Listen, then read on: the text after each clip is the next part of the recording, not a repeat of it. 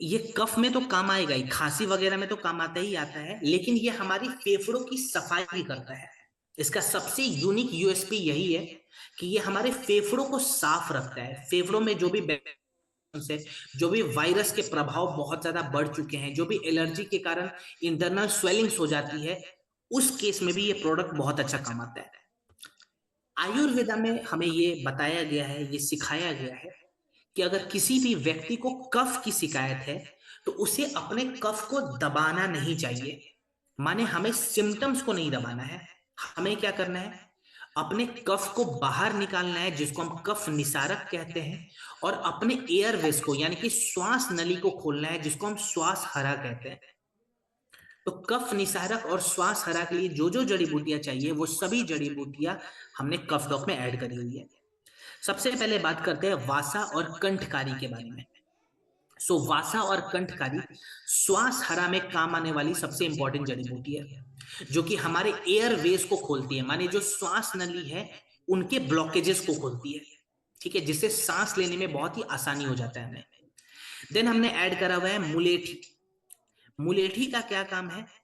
देखिए, मुलेठी हमारे फेफड़ों के अंदर जो इन्फ्लामेशन बढ़ जाते हैं, जो स्वेलिंग्स बढ़ जाती है, खास करके ड्राई कफ होने के कारण बहुत सारे लोग कहते हैं कि हमारे जो गला है वो छिल चुका है सूखी खांसी के कारण। उस केस में मुलेठी जो है बहुत अच्छा काम करेगा। देन हमने तुलसी ऐड करा हुआ है लंग की कैपेसिटी को बढ़ाने के लिए। इसके बाद से हमने ऐड करा हुआ है दालचीनी। दालचीनी यहाँ पे क्या करता है, बेसिकली जो चिपचिपे बलगम हमारे फेफड़ों में जमा हो जाते हैं, जिसके कारण सर्कुलेशन स्लो हो जा रहे हैं, तो ये चिपचिपे बलगम को भी बाहर निकालेगा और सर्कुलेशन को इंप्रूव कराएगा।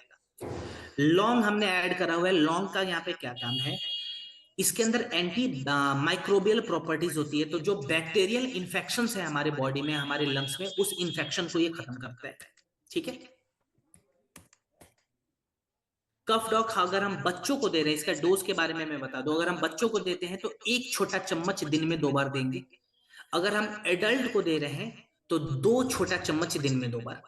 ध्यान रहिए, खाना खाने के बाद लेना है, खाने से पहले वाला ये प्रोडक्ट नहीं है, खाने के बाद लेना है। तो बच्चों के लिए 1 छोटा चम्मच और एडल्ट के लिए 2 छोटा चम्मच। ठीक है। खाने पीने में क्या क्या परहेज रखेंगे, ठंडा सामान नहीं खाना है, दूध वाली जो चीजें होती है वो भी बंद कर देनी है।